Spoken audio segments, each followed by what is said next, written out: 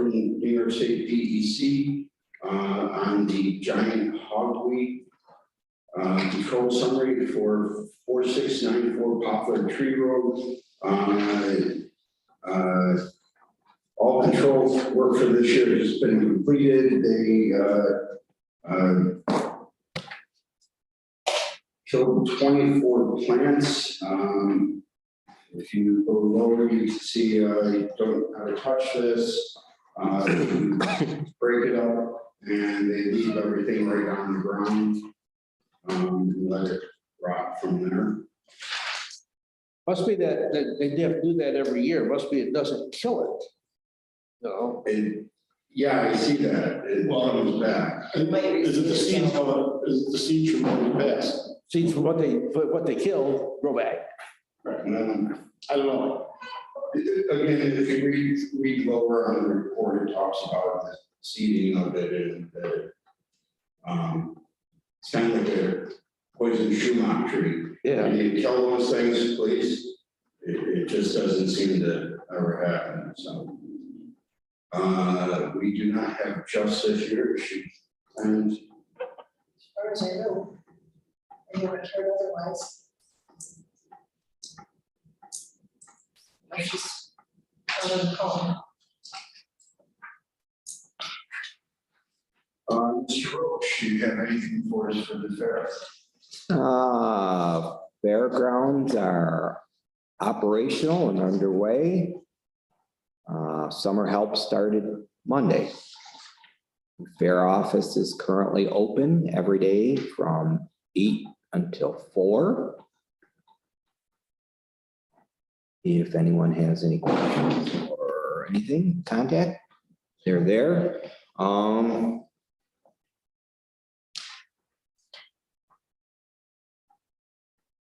Summer has started. Other than that, nothing. Mike, were they gonna call us when they had those posters and stuff ready? They would call us to. Yes. Fair books came in Monday, so they're going out or went out Monday afternoon. Got them yesterday. Did you get yours yesterday? Okay. All Posters were supposed to come in that shipment, but they did not. So I obviously have not been down there in a couple of days, so I don't know when or if they're in yet or not.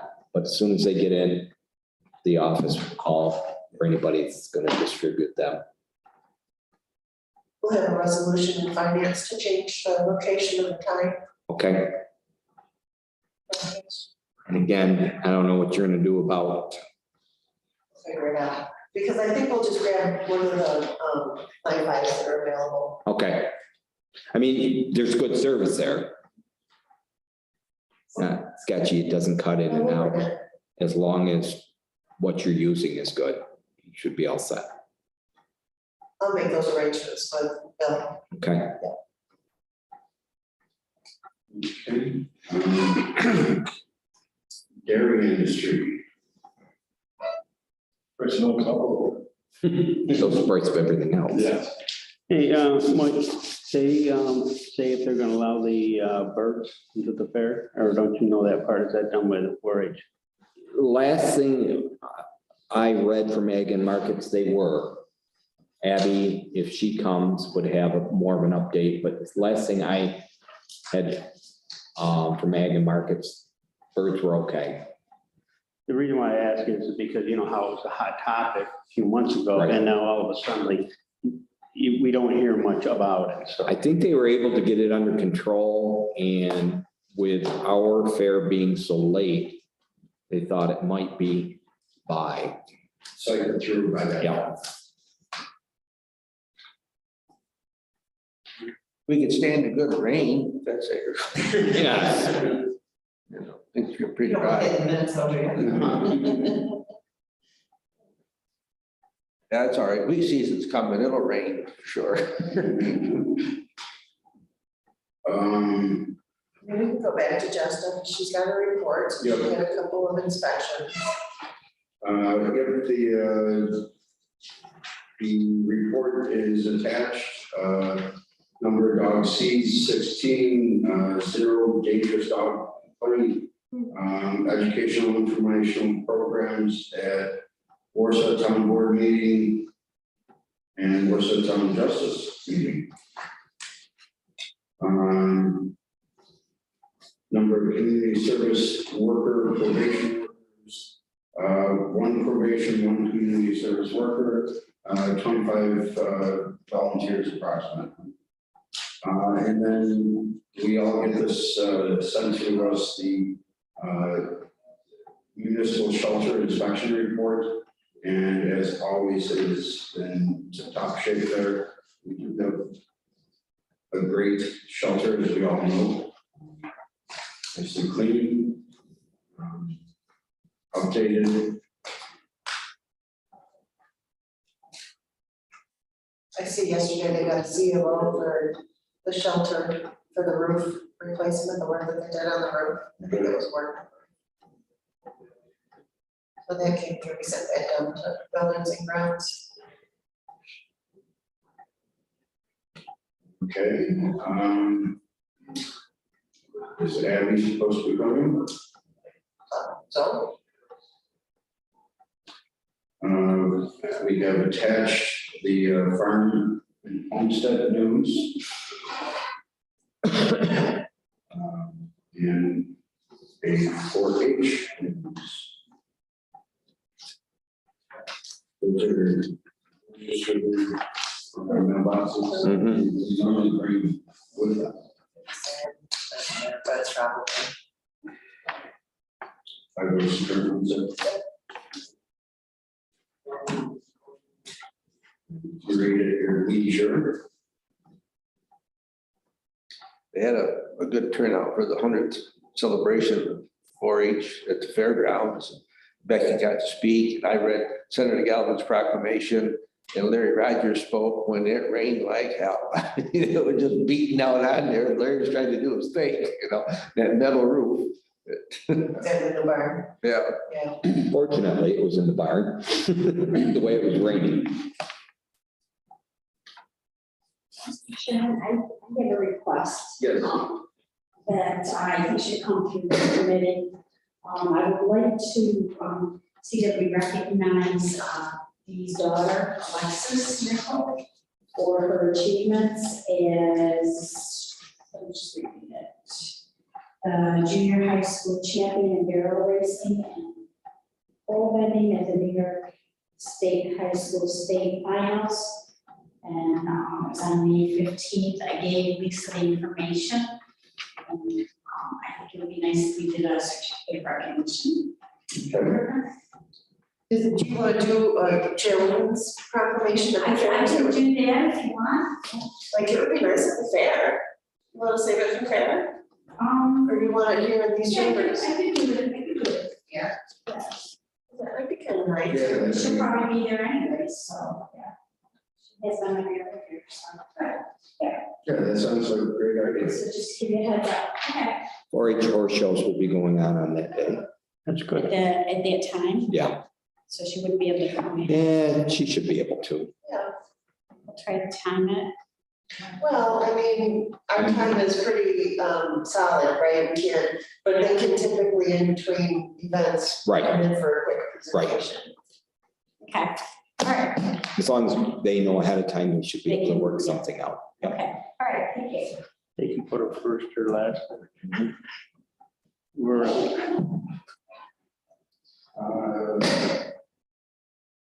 usually we invite, Senator Galvin usually shows up for that. Should we invite Senator Borrello, because he's the guy? It's not our new guy yet. Said, yeah, he will be before we have another fair. I guess if he gets elected. You know what, honestly, I'm thinking to myself, how many we just disrespectful for our seated senator. Yeah. That's my thought. Up to you, but that's my thought. Is it still on the same subject? No, Jim asked if we should invite Senator Morello, and I said, you know, I thought as I hate to be disrespectful for our current seated senator. Yeah, Clearly, we can invite Senator Gallivan and make presentations, but and if Morello and the county can, but as far as being recognized as our district rep. It appears what I really think he's pretty, he must be on the ag committee, but he's pretty forward on ag programs. It's not in my liking, it's something, no, it's just, I think, the core on this one. Okay, ag and farmland protection, nothing to report. We're gonna meet on the 25th of August is our next meeting. And at that time, we'll have the recommendations from the committee that was selecting those that can go on to apply for in the county. There was a selection committee, made of Jim Braggs on it, and got, I guess, Don from Copper Extension was gonna take Joan's place on it.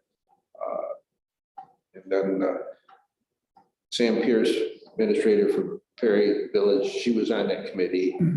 Al Fagan was on that committee. And they review all the applicants and they score. And whoever gets highest score, usually they pick sometimes the top two of those. So. Nothing to report from soil and water conservation or county forest lands.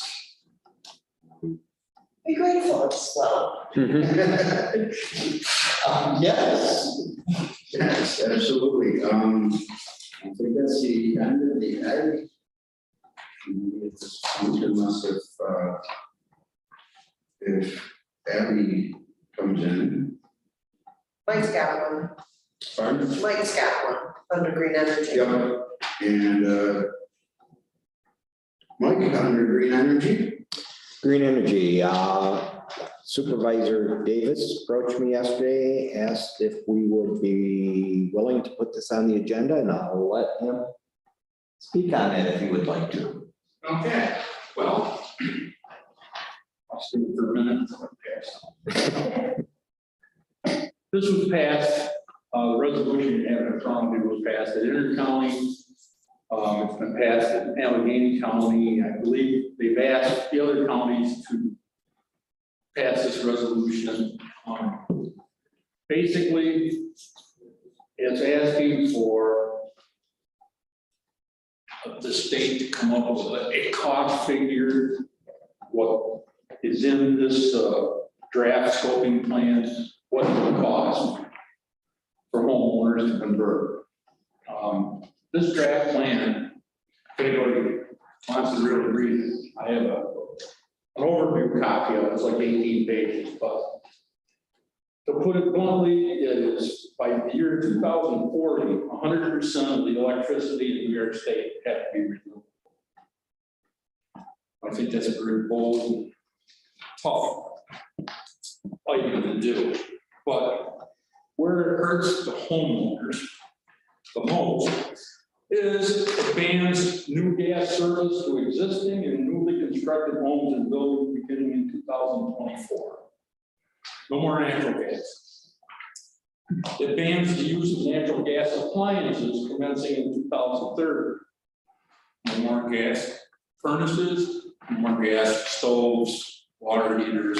It bans, not bans it from being put in a new house, but you're supposed to take them out of your. Correct. And replace them with electric. This is where the cost comes in, which they haven't calculated. Genesee Finger Lakes Regional Planning Council, again, this is part of their, they went through this. They feel it's gonna cost $300 billion to homeowners in New York State to just convert. But that's not all. It bans traditional heating systems in existing homes beginning in 2030. If you got a gas furnace, you got to replace it. It would also ban the sale of gasoline vehicles commencing in 2035. Further on in it, there's much more, but another thing it would ban is wood burning stoves, pellet stoves, campfires. You could not burn wood anymore in New York State. I don't know, they expect everybody to do these brush piles, farmers accumulate and eventually burn. This is just a scoping plan, it's a proposal that will go to the state legislature. Well, state legislature made up of New York City mainly, they hold the majority. I don't know if they'll understand how that would affect them. I don't know how you keep 130-story complex or apartment building. How are you gonna convert that to electric heat? Oh my God, the service would be, it'd take up a city block just to get the service in. You're probably gonna be, The infrastructure is, this is a ludicrous. This is ludicrous. Take it back and rewrite your plan before you bring it here. What am I to run my generator Ludicrous plan, you're on? right or wrong. We're passing the What am I to run my resolution generator against. on You when want the to, electric goes out? Absolutely. Yeah, you're not. Absolutely. that's ludicrous, that's They zero. haven't thought this through at all. No, No, it was a 22-member panel that they put together back in December to come up with a plan, and this is what's in the plan. Now, the end of the comment period is July 1st. I haven't had a comment. I thought that all 22 of them should go to a mental institute. Because it's ludicrous. And so I guess I'm asking for Wyoming County to adopt what all the other counties in western New York are doing in opposition to this plan unless they can come up with cost figures and who's gonna pay for it. Jerry, has NICEAG done anything yet about this, or is this too? Not denying knowledge, no, I haven't seen anything. but I mean, it's been sent, Pat Cummings was on the last intercounty meeting, so he knows about it. Chairman Roach of the planning committee, I make a motion, or the green energy, I'll make a motion that we draft and follow with what intercounty memorandum opposing this. It basically destroys our way of life out there. I go out and campfires all the time during the summer. it's lacking common sense. A lot of common sense. What's that? Again, it's just a scoping plan, and there's nothing says that any of this is going to go forward. But 22 people came up with it. I think it's a good idea, so. Okay, we have a motion on the floor. Any more discussion? All in favor? I, Opposed? Carried. No problem, thank you. Kind of a no-brainer, thanks, Jim. Yes, thank you. I mean, I just can't understand the rationale. Again, do it, in my opinion, do it where you can, where it's feasible, where it's all of those things. But this plan to go from Yeah. 0 to 60 in such a short amount of time just doesn't make sense anyway. Well, that's the whole thing. It's such a short period of time here. Not only that, but they're putting undue stress on already antiquated, Right. infrastructure. Right. It got the cart before the horse, I mean, because you have to upgrade the grid system before you do anything. Yeah, there are places where electric vehicles make sense. Absolutely. There are.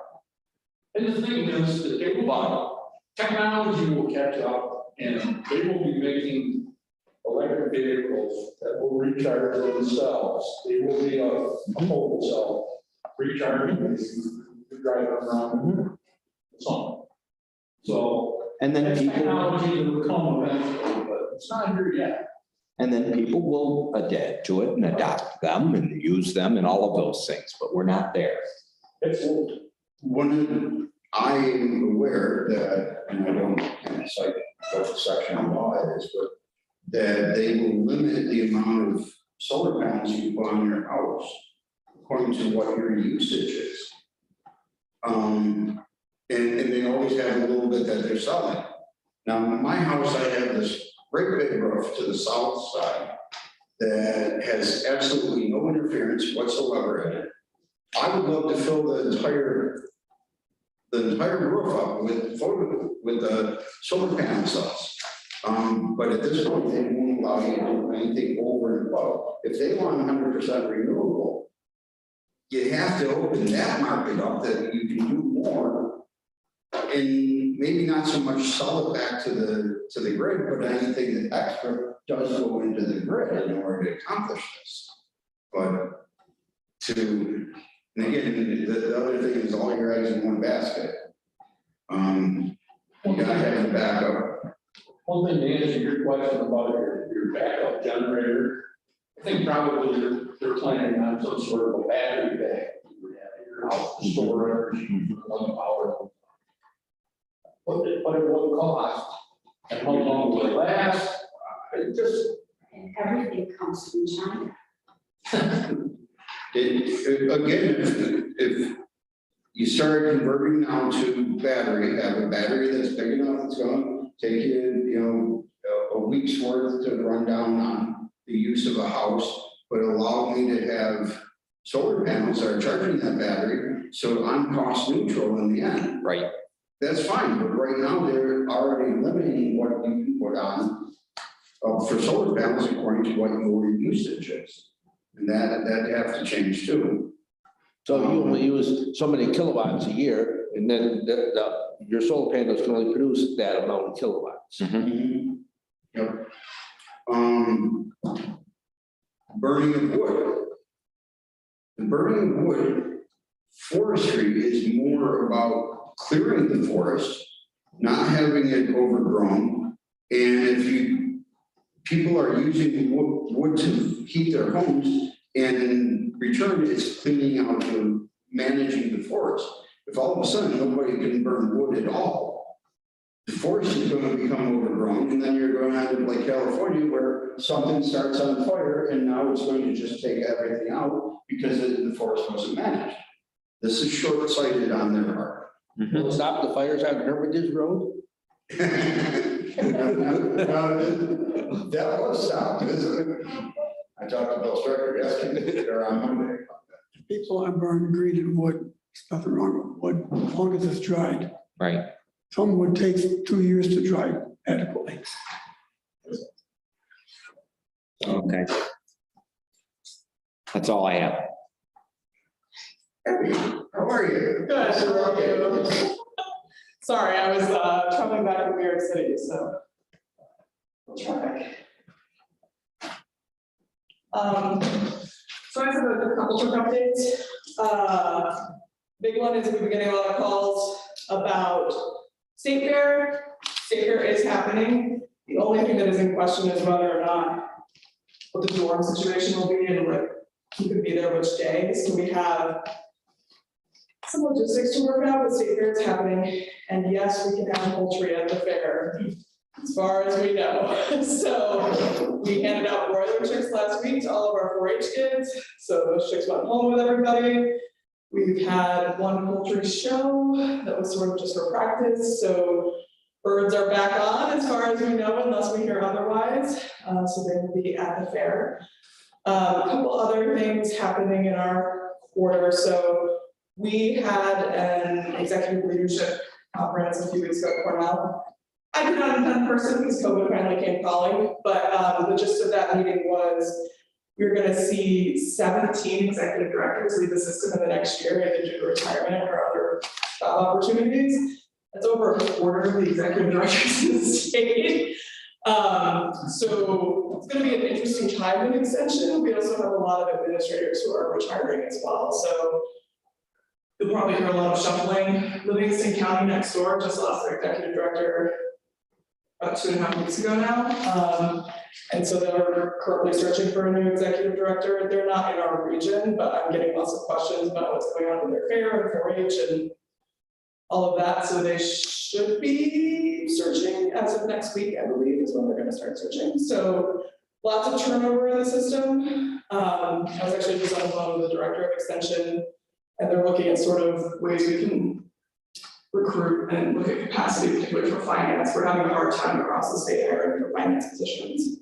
Not to take away from your credentials, which you had to have to apply for your job, but if they took away some of those things, you know, that people probably are qualified to do it, but they just don't have that piece of paper. So that is my big battle with Cornell pretty frequently, is that, those of you who aren't familiar, so in my position, you have to have a master's degree. They don't really care which master's degree it is, which is kind of wild. And for a lot of the educator positions, so like the lead positions for agriculture, 4-H, youth development, you also have to have a master's degree, which I think is even more insane because obviously we have plenty of people, particularly in our region, that could have 20+ years of experience, but are apparently not qualified for those positions. I do think that is going to come to a breaking point because hiring is so difficult right now, and because it's an interpretation of the law. So we are partially funded by a state law, which covers 224 funding. My interpretation of that law is different from some of the Cornell interpretation of that law. But their interpretation of the law is that you have to have a master's degree for those funded positions. That is not true in other states, so it comes down to what Cornell's interpretation of that particular law is. I think that may change. But yeah, absolutely. Like there are, there's another executive director in the system that has like a master's in like culinary, like, you know, like they don't care what the master's degree is in, and I'm sure they're very qualified, but you know, like that's kind of what their sticking point is. So we shall see. I mean, we're seeing the same hiring challenges that And they all everybody is. go through the land grant colleges, you know, like Cornell is and all these other ones, and So we're in sort of a weird spot because so I'll take like a southern state example. So like if you're in Tennessee or Alabama or something, usually the land grant university for that state is something like University of Alabama or University of Tennessee, right? It's the one big public state school. Our land grant university just also happens to be an Ivy League school and only partially public. And so what that means is that we have a lot more restrictions. This is my interpretation. So if I've met anybody with Cornell connections, is Cornell driven rather than driven by the extension laws that are at the federal level. And so Cornell has a lot more restrictions than if you went just next door to Pennsylvania or Penn State is the administrator for extension.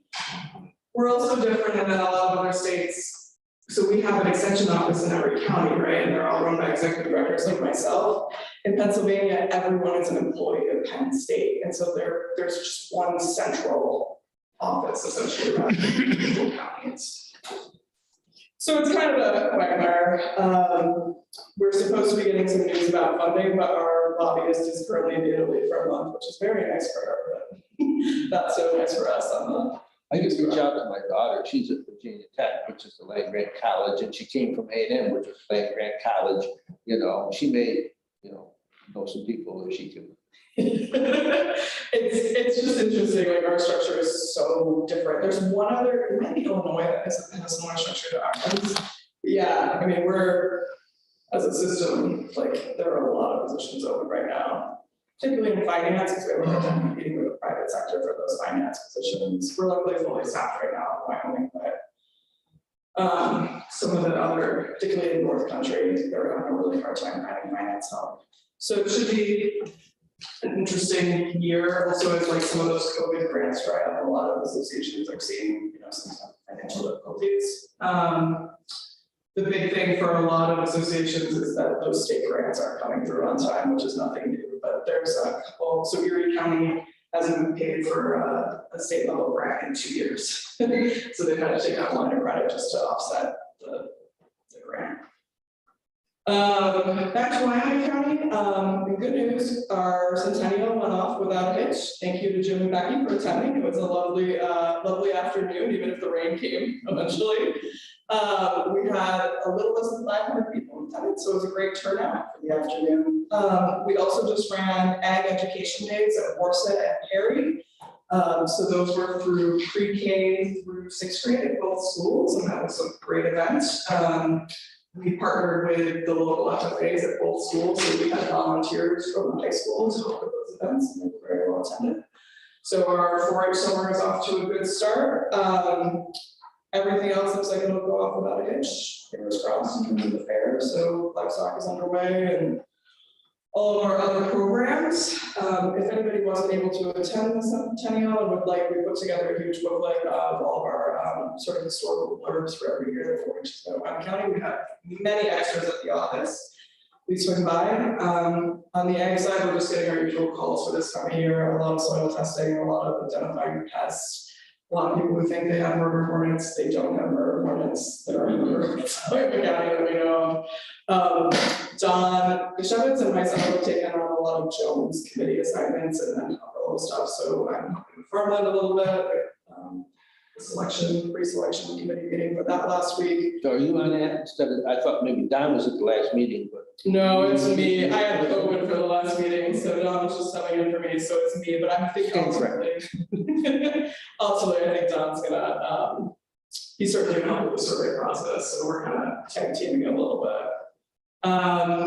But yeah, so that's what's happening in our, I will say, like everyone, we're getting rekeyed over at our offices, and that has not been without some snafus. We got a couple doors that got broken in the rekeying process, and some keys that don't work, and I'm just leaving my office unlocked. So, so that process is moving along. So if you come and visit us and there are some issues, it's probably to do with that. We are also shifting, we're finally able to shift some things back up to the fairground. So if our office looks a little in flux, we're just trying to shift stuff around. Is your space allocation working okay then? Pretty well, yeah. I think the big test will be during fair because we're finally gonna pull a lot of things out of storage and take things up there and see, but so far it's been okay. I think the biggest issue we've had is because there's a new, so when you previously come in, right, you just come directly into our space. People tend to wander in the building, so we get people who are, you know, looking for veteran services now, or veterans are like people who are looking for us who go to veteran services, but I think it's people who are in the new layout, that'll be less of an issue. Do you need some signage, hang from the door, to spot your attention? Mike says he's gonna put up some as soon as, I think they were waiting till the doors were rekeyed. And so, yeah, that's basically, we just need some better signage, and I think it's people who are, we also have always gotten people who are actually trying to get down to the town offices on the corner, so if I'm there at night, you know, people come and have like speeding tickets. So we've always gotten some random visitors at odd hours, but it's working out, you know, fine. Not a lot of us are also there right now because it's kind of our busy time. So our ag team's out in the field and 4-H is out at 4-H. On that, is there a sign on the front door that's, you can just post and say town clerk or town court is down? So we have, and it doesn't really. No, and we're trying, because it's a glass door, we've tried to put it, like, we will put up signs occasionally, but it ends up obscured, like, it just ends up creating a problem. So, and we don't get it, like I said, it's usually weird hours, and it's me usually forgetting to lock the door, because I'm usually there late, and then, you know, people wander in, but I think with signage, it'll help, and we just need to get in the habit. We've never had to like unlock and lock those like main doors to our office, or just the main doors to the suite, and so as we get better about that habit, I think that'll help as well. We're just gonna keep the door locked between us and veteran services, I think it's practice, because that way people are less confused by that back door. Maybe people that are family members making the rain. We get all sorts of folks in that building, and usually I'm just happy if they see that. It turns out they're usually not mad at us. I'm not saying we never get people. We had someone who lost all their broiler chicks to a raccoon last week who was very upset about that, but unfortunately we can't give you broiler chicks 2 weeks into the project. But usually it's like family members or, you know, random people who just kind of wander in. So I think it'll smooth out. Becky and I got a tour of veterans from Mike there last week. Yeah. A lot of the doors, they put the windows in so they could see who's out there. So they thought that was a good idea. But yeah, it's coming along. We shall see. Although we don't have any weird visitors, but yeah, the veteran services, it's been great. Help them. Great. Anybody have anything else for Abby?